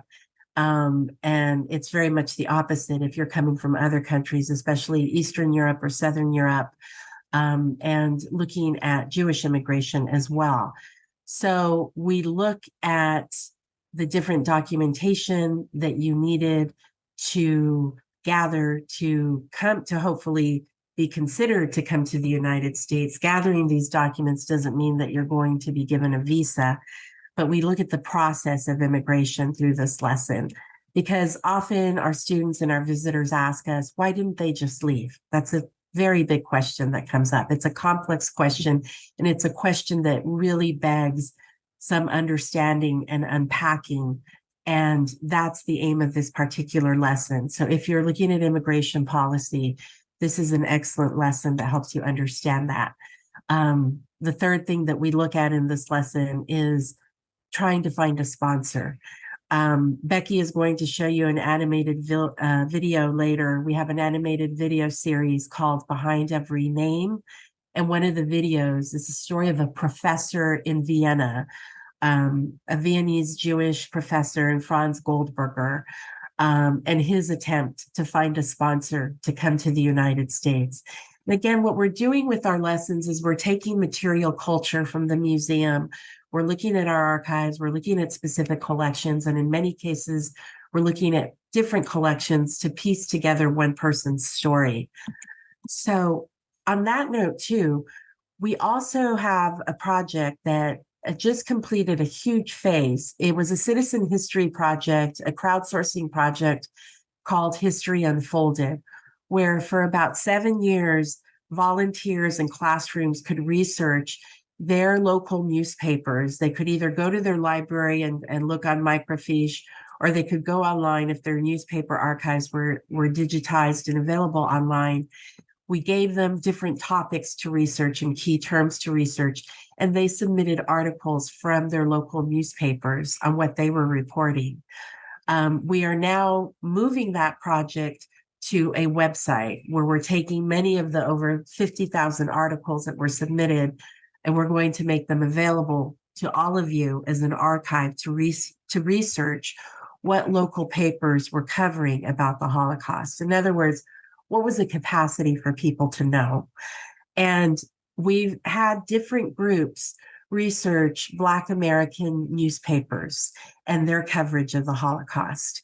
And so here we've created a lesson that looks at the pressures and motivations and what might be influencing how people are thinking and responding to what is happening in Europe. And we're talking about Americans and how they're responding to this. So these are two primary sources that are in the lesson plan that we were able to create because of the contributions of volunteers of these newspaper articles. So in this lesson, we encourage primary source analysis and also analysis of secondary sources. And as you see on the left-hand side, this is a letter to the editor from a gentleman in Berkeley, California. This is in response to the debate on whether the US should participate in the 1936 Olympics. There were calls to boycott the Olympics. And so this man, presumably, we're not sure if he was Black or not, but this is writing to a Black newspaper that's based in Pittsburgh. And this is his response. I'm sorry, this is based in New York, not Pittsburgh. We have another one also from Pittsburgh. And you can see his opinion So this is a great way to look at public opinion and look at average Americans and how they're responding, how they're reading or listening to the news, and how they're responding to it. And then the next to it is the political illustration from the Pittsburgh Courier. So with this lesson, you get a packet of primary sources, plus links to our Holocaust Encyclopedia articles to provide more of the background information. And a lot of what our lessons do is they get at building arguments and asking questions. So again, they're very adaptable to different groups, whether you're teaching the secondary level or the community college level. Our lessons can be adapted pretty much across the board. And on that note, I just want to also mention that we also had many volunteers who submitted newspapers, Spanish language newspapers published in the United States, from Los Angeles, from Puerto Rico, from Texas, and other places in the US, on how they were reporting on the growing Nazi threat and some of those elements, those historical elements of the Holocaust that we studied.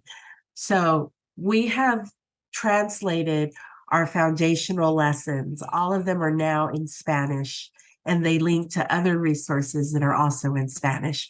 Our Holocaust Encyclopedia is in Spanish. It's also in 18 other languages as well, but Spanish is the second most popular after English.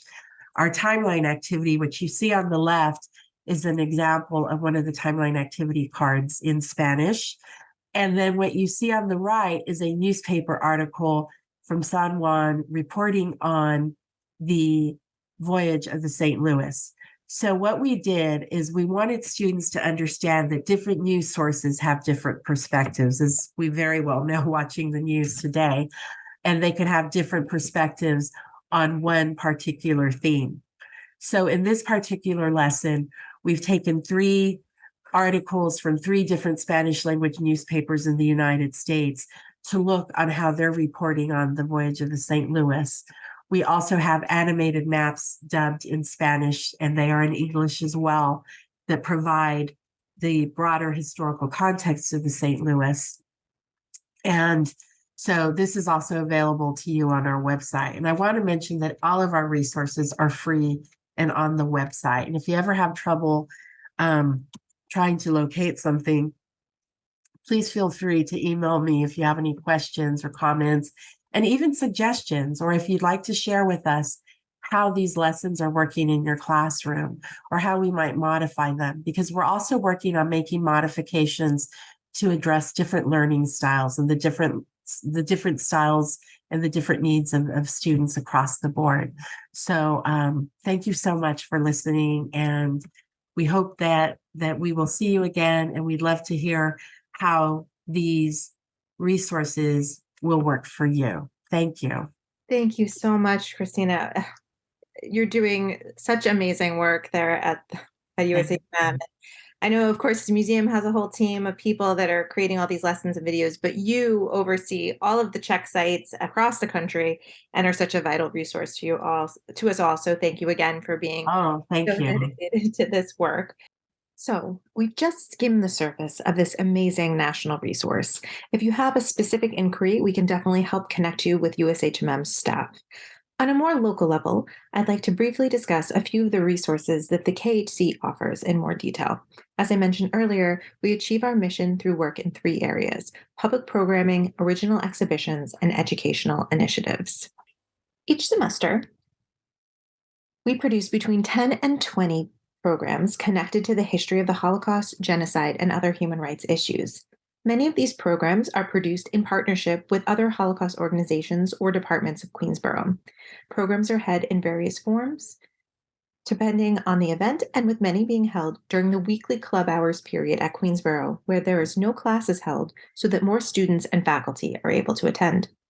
Recordings for almost all of our programs are closed captioned and then posted to Queensborough's YouTube channel. Direct links can be found in the recordings tab of our website, which you can see here.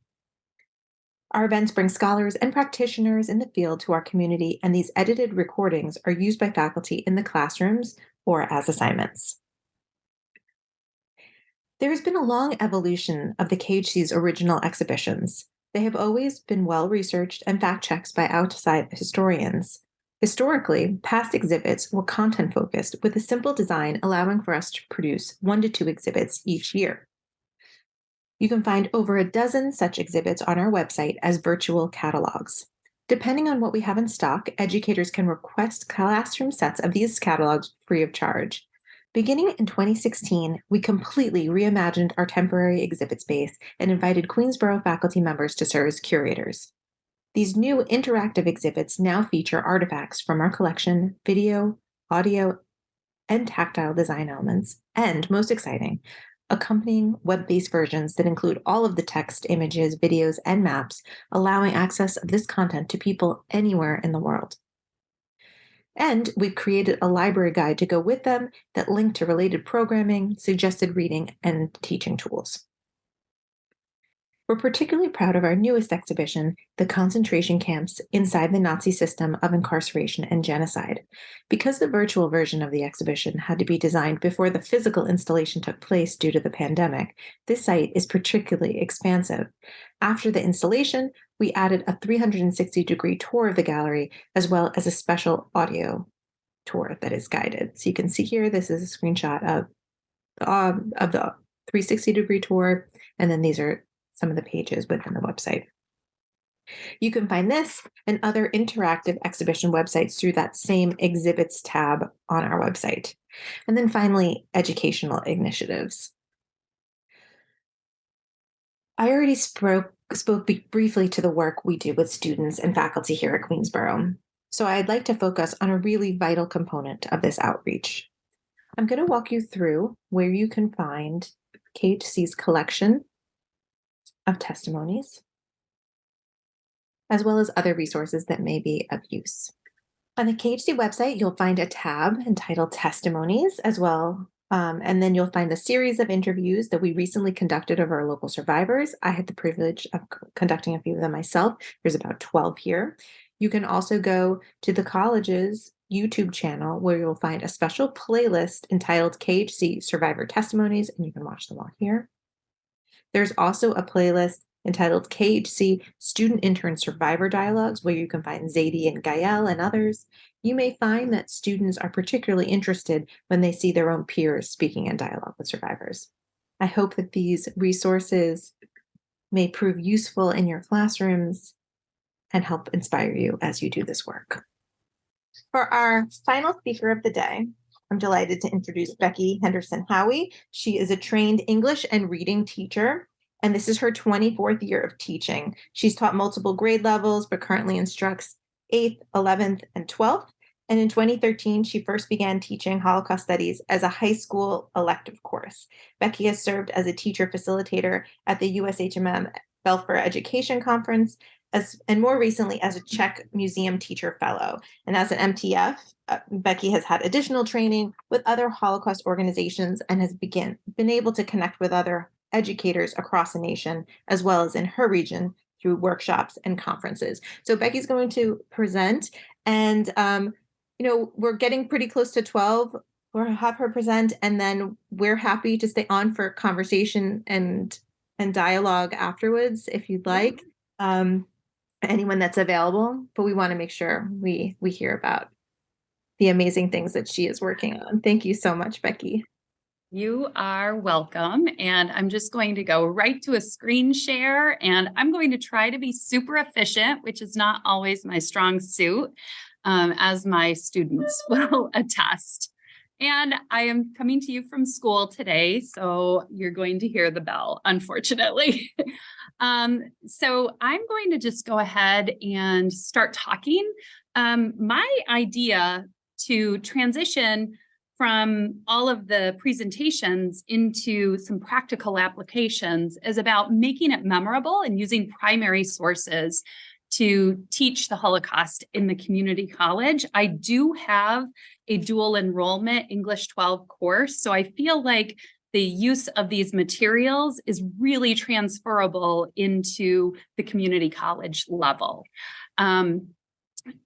The use of personal stories is a really effective way to bring students into this history while still accomplishing your goals in the college reading and writing classroom. And so there are 4 different ways that I'd like to share with you today. The first is the use of personal stories, and the second is to bring testimony into your classroom. The third is the use of a tool geared for higher education to curate primary sources. And the last is to bring together the personal stories and primary sources, which is using diaries to teach about the Holocaust, as Christina had mentioned. So our first is using personal stories. And this is an activity that I use at the beginning of each class period with my Holocaust studies course, as well as my Holocaust literature units in grades 8 and 12. I call this Remember to Remember, which sets a tone and purpose for class. I select a personal history to read to the class and dedicate the class to that individual. Today, I am planning to share the personal history of Elizabeth Kaufman, and I will talk a little bit more about that on the other side. So let me just click on my link here and make this full screen. And you can see I've jumped into USHMM Holocaust Encyclopedia, and I read this personal history. Today's personal history is about Elizabeth Kaufman, born March 7, 1924 in Vienna, Austria. And I'm going to just read the first 2 paragraphs today in the interest of time.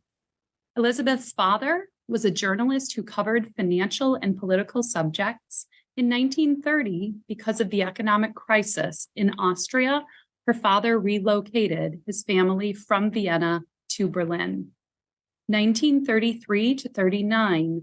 In 1933, the Nazis blacklisted Elizabeth's father as an anti-fascist writer, so her family returned to Vienna. With fascism rising there, her father left, eventually making it to Paris. They were to join him, but the Reich's borders were closed to Jews. Finally, Elizabeth's mother used her jewelry to get French visas. In November 1938, they reached Paris. When war broke out in September 1939, the French interned German males as enemy aliens, including Elizabeth's father and brother. So this is a link that you can use to access hundreds of personal histories. And if you click back, you can see this is a screen where you can choose from 600 ID cards. I myself printed 75 or 100 histories, which I keep in a binder. And I read one each day to begin class. I also light a candle. It's an electric candle. My principal was a little bit freaked out when he first saw that I had a candle. It's just electric though. And I dedicate the class to that individual. So the next piece, I just want to pop this back into full screen. I use testimony in addition to a personal history each day. I really feel very strongly about translating statistics into people using personal stories. And both of these activities help me to do that. So it really is kind of coincidental that I chose this clip for today. One of my goals, as I said, is to have students understand the Holocaust happened to real people. Survivors were complex individuals who led lives, full lives, aside from being victimized during the Holocaust. And today I've chosen a clip from a testimony recorded by the KHC with 2 of their local survivors, Manfred and Gerd Corman. And in this clip, you will hear from Manfred as he talks about his life as a child before the war. So I'll just click into that. And I need to make sure I have my sound on. And I'll pull this into full screen. And here we go. So the Nazis didn't come to power until 1933. Could you describe your childhood, your pre-Nazi childhood in Germany, pre-war? What kind of childhood did you have before the Nazis came to power?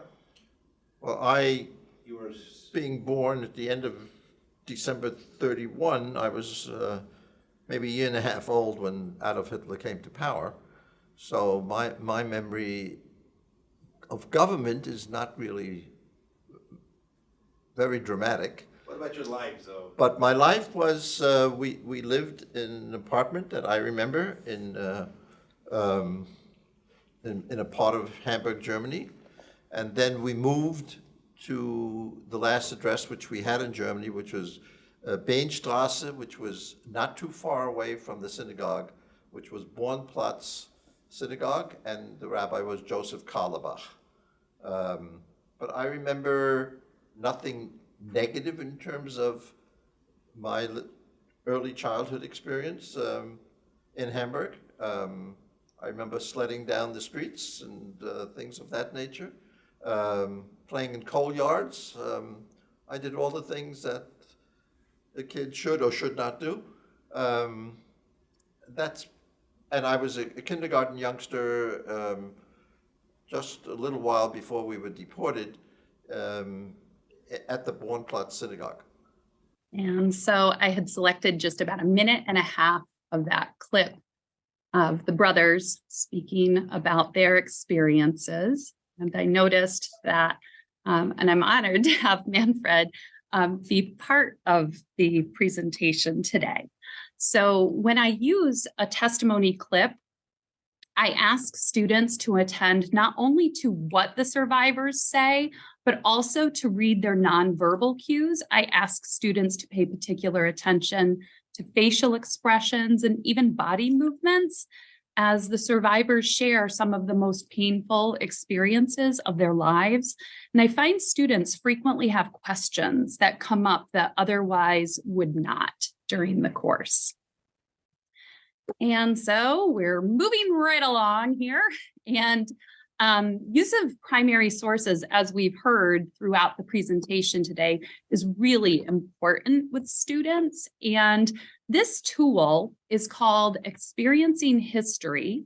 And this is something that the Holocaust Museum in DC has put together really for higher education. And so again, I'm just going to click my link and follow to Experiencing History. And I will show you kind of quickly how to curate some primary sources using this tool that you could use in your class. First off, when you click on Experiencing History, you can make a free account, and then you can create a course where you can add your own sources. At the landing screen, you will find along the sidebar here, or using the Browse All Items button, that you can search collections by topic. And there it is, right along the sidebar here. Or you can search by tags. You can even search by type of source. And once you have created a course and you've searched the collections, you will have your own dashboard. And I'm just going to show you what my dashboard looks like. You can see I have my Holocaust Studies class, and I have a couple of different resources that I have selected for use in this class. And I'm going to click on the Diary of Susie Helsenrath. And when you do that, you find a description of the resource as well as a facsimile of the diary.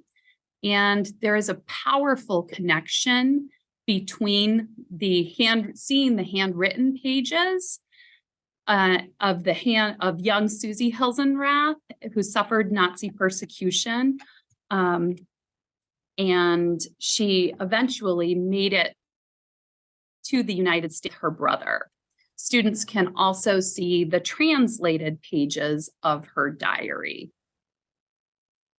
And I need to go back over to my slides, pop that back into our full screen. And this is kind of a bonus piece with the Susie Helsenrath diary, in that Ken Burns just last year released a new documentary called The U.S. and the Holocaust. And the filmmakers tell the story of Susie Helsenrath and her brother. Students can make that immediate connection with Susan Warsinger, the voice of the survivor, with Susie, the young girl, experiencing history and recording her experiences in her diary. And then finally, to bridge the distance, I suggest using diaries with your students. So, as Christina mentioned, I would like to show you an especially memorable Holocaust era story, albeit a lesser known one. This piece brings together rich primary sources and diaries into an informative and touching animation that makes this content accessible to students. This is the story of Tony Acevedo. He was a medic in World War II who was captured, and he kept a diary of his experiences. And he noted the names of fellow captives who perished. In creating this record, Tony preserved the history and family story that has now been widely shared for so many individuals. There's a lesson plan with extension activities that can be used in conjunction with this video. The video is powerful enough to stand alone as an example of the power of keeping a diary.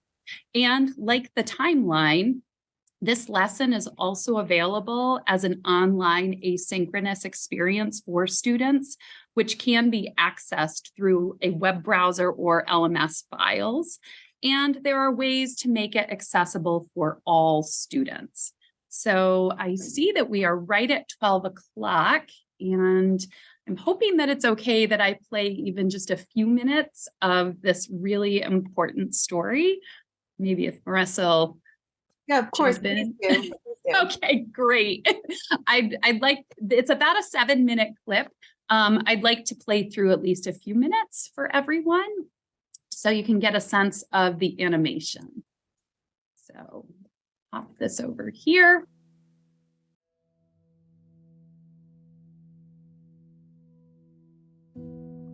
In the fall of 1944, U.S. Army medic Anthony Tony Acevedo was sent to fight in Europe during World War II. He served in the 275th Infantry Regiment, 70th Infantry Division, known as the Trailblazers. In freezing temperatures and heavy snow, along with 600,000 fellow Americans, he faced a ferocious German offensive in the Battle of the Bulge. During the brutal 6-week battle between December 1944 and January 1945, tens of thousands were killed or wounded. It was Tony's first combat experience, and he bravely tended to the wounded under machine gun fire. We went to battle, and on my assignment, I headed with Company B, and I just followed. I carried my duffel bag and all my equipment with me, and everybody used to laugh at me and yell at me and say, "Anthony, drop all that stuff. They're gonna kill you. You're a sore thumb, you." I said, "No, that's gonna save my life." We were marching towards a ridge, and I heard an echo, "Medic, medic," because there were machine guns going on back and forth, and I was carrying my stuff with me, so finally I picked up the sound and I started to head downhill. Then I saw up ahead a cave with Germans. Well, there were about 6 Germans in there with machine guns. I mean, you thought there were thousands of them. And at that time, when they start shooting at me, my stuff went up in the air, my duffel bag and everything. I fell on the ground and crawled to my helmet. And before I knew it, I was with the fellas that were wounded. I had my prayer book with me, and I would use some phrases that wouldn't be too long, but enough for that person, that soldier, to motivate him, make him feel motivated and feel free of fear. That's what he was. He was afraid. The Germans were getting closer and closer. We ran out of ammunition until finally we were caught when the Germans came up the hill, and we had to surrender. When the Germans took us, they forced us to get our boots off and walk down the slope barefooted in the snow. It was up to our waists and marched for about almost a mile to the trucks. They were sent to Stalag 9B, a camp for prisoners of war near Bad Orb, Germany. Tony became prisoner number 27016. Conditions in the crowded camp were terrible. Tony used the limited medical supplies that he had managed to save in order to treat the sick and wounded. In January 1945, German officers began identifying and separating Jewish POWs and those whom they believed to be Jews from the rest of the American soldiers. Tony was also separated, perhaps because he was Mexican-American. The newly separated group, including Tony, were then transported to Berge an der Elster, a forced labor camp in Germany. Much like the conditions in the prisoner of war camp, food was scarce and prisoners were given little sustenance for the hard days of forced labor.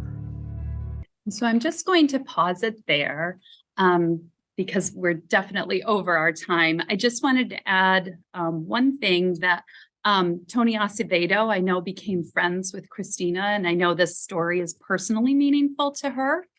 And I hope through this activity that you will be able to continue to share his very important story with your students. And I'm just really thankful that I had the chance to share his story with you today, even in part, as well as the stories of others. I will have all of the links available for you, and I think I'm going to turn it back over to Marissa. Thank you so much, Becky, for helping us to see and how to integrate both those national and local resources into effective lessons. And I also want to just take a moment to thank Becky for working with me on designing this workshop series.